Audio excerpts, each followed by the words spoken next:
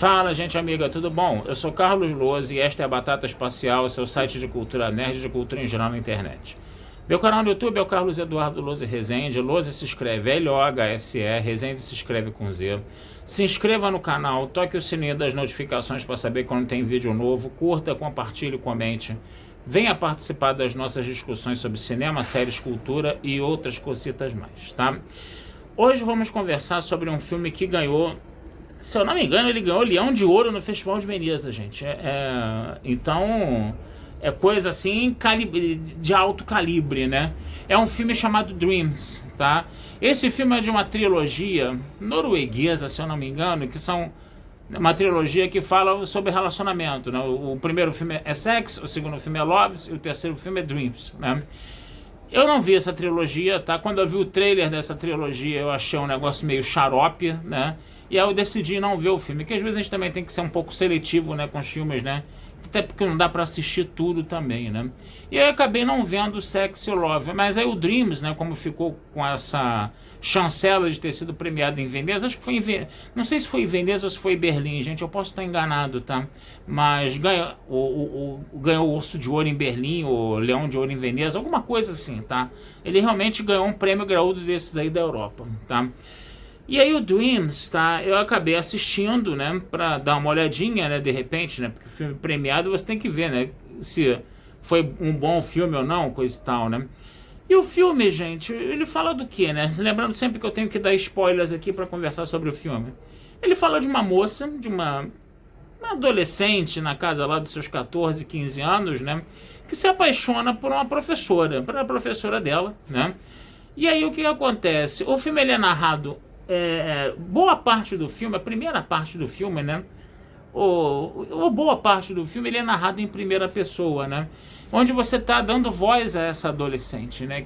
Que tem essa paixão, né? Extremamente ardente, né? Pela professora dela, né? No caso, né?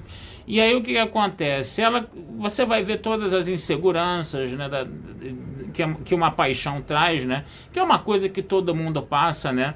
É o tipo da coisa, né? Todo mundo já foi adolescente, todo mundo já teve seus hormônios lá no alto, todo mundo já ficou angustiado, né? E ficou extremamente sensível, né? Mas guardava as coisas para você. Hoje em dia que essa geração mais nova tá botando isso para fora um pouco mais, não sei se isso é bom ou se é ruim, sei lá. Mas na minha época de adolescente a gente meio que sofria em silêncio, sofria calado, né?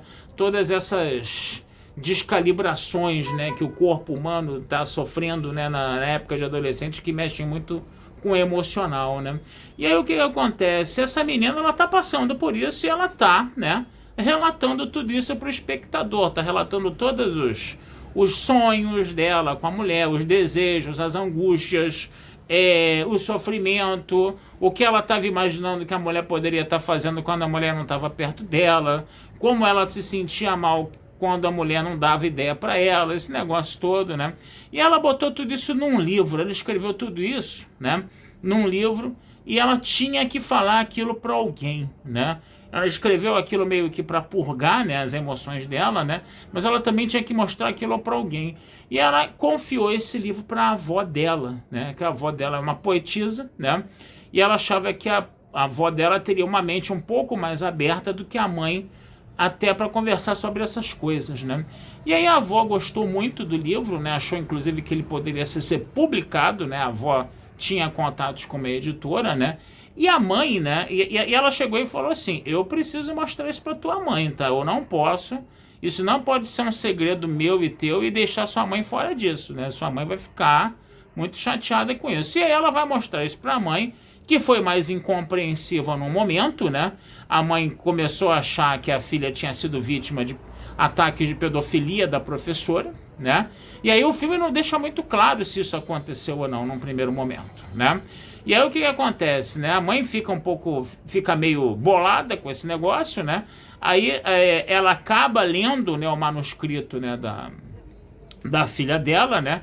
E aí ela, cada vez mais, ela vai ficando impressionada com o rigor literário da filha dela, né? E ela passa a concordar cada vez mais com a avó, né? Com a mãe dela, né? que elas deveriam publicar. E a mãe, de repente, começa a defender ardorosamente que esse livro seja publicado, né? E aí vai ter aquela coisa.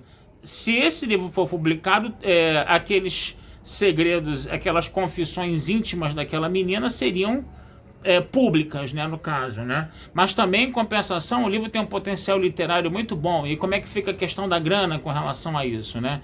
E esse tipo de coisa acabou botando um pouco mais de lenha na fogueira na cabeça dessa menina que já estava bem atormentada. E aí o que acontece? O filme ele dá um corte, né?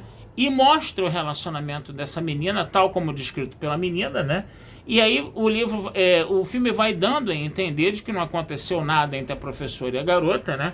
E quando a professora percebeu, né, que a garota estava com desejos, inclusive sexuais, para cima dela, né? A professora começou a dar uma rechaçada, né? E começou a afastar gradativamente, né, a menina da vida dela, né? E deixa claro de que a professora pegou uma ex-aluna que já estava adulta, né? Então ainda fica essa duvidazinha na cabeça, né? E aí, com o tempo, né, as duas se afastam, coisa e tal, né? E o filme vai indo por essa vibe. Então o filme ele trabalha muito essa questão da cabeça dessa menina, né? Dela narrar as coisas em primeira pessoa. Tem muitas reflexões ali. A parte de diálogo, a parte de monólogo, né, da moça, né? É muito legal, que tinha que obedecer a um rigor literário muito forte. Então o filme ele ganha muito, né, por causa disso, tá? Mas é o tal negócio, gente. É uma história que tá ali, né? Meio água com açúcar, vamos dizer assim, né? Não é uma história que tem coisas mirabolantes, não. A coisa fica mais mesmo nessa paixão adolescente, né? E no rigor literário dessa menina, né? E de como a mãe e a filha, né? A mãe e a avó, né? No caso, né? Lidaram com isso, né? E de como isso, né? Também acabou provocando, vamos dizer assim, um pouco mais de drama na cabeça dessa adolescente, né? A adolescente ela acaba meio que saindo, né, dessa situação, né? O tempo passa, coisa e tal, né? Mas eu não vou contar o desfecho do filme, que é um desfecho até, inclusive, interessante, peculiar, né? Que meio que reforça a sexualidade dela, né?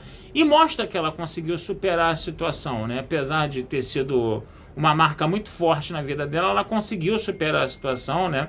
Quando apareceu uma outra pessoa interessante, né? Para ela no filme, né? Uma pessoa que inclusive apareceu durante o filme, mas não vou contar aqui, tá? E aí vocês assistam o filme, tá? Vale a pena, cara, mas não é grande coisa não. Eu não sei se era um filme para ganhar uma premiação tão robusta assim, não. De repente poderia ter até coisa melhor lá concorrendo, né? Nesses filmes aí, coisa e tal, né? Mas de qualquer forma, vale a pena assistir, né? Não é grande coisa. Eu demorei muito para ver esse filme, inclusive. Eu não estava inclinado a ver esse filme, né? Mas pintou uma brechinha, fui lá, tá? E fica o registro aqui para vocês. É um filme mais ou menos meia boca, tá? Mas que tem umas questões interessantes, né? E que fazem a gente se identificar muito, porque é um filme que está falando de adolescência, né? E todo mundo já foi adolescente, né? Quem não é adolescente está sendo criança ainda, vai ser adolescente. Se é adolescente, vocês vão me desculpar, mas eu acho uma merda. Achei uma merda, tá? E de repente é melhor ser adulto mesmo, apesar de todos os problemas que a vida adulta trazem, né? Porque na época da adolescência você fica muito instável emocionalmente, né? E o filme está retratando isso muito bem, tá? O filme realmente mostra isso de uma forma bem nítida, bem clara, no caso, tá? Então é isso, gente. Fica a dica aí para vocês, tá certo? Vou ficando por aqui, tá? Desejando vida longa e próspera a todos. Meu canal no YouTube é o Carlos Eduardo Luz Rezende. Meu site é o batataespacialtudojunto.com.br. Futuramente vamos conversar sobre mais filmes aí com vocês, tá bom? Um abração, fui e até a próxima.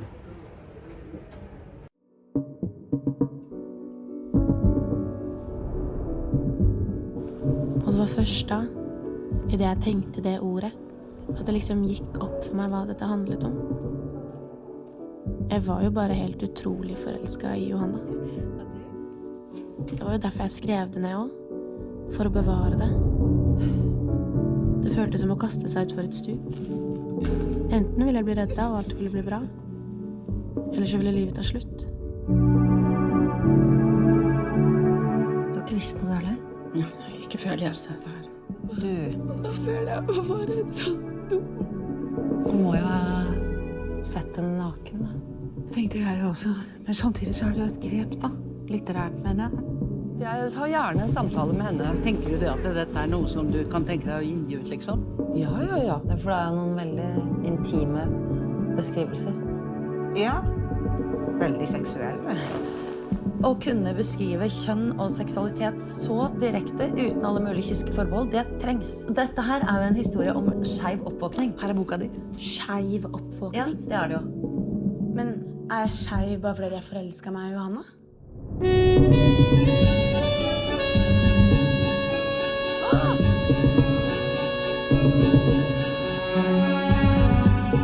Oui, c'est juste.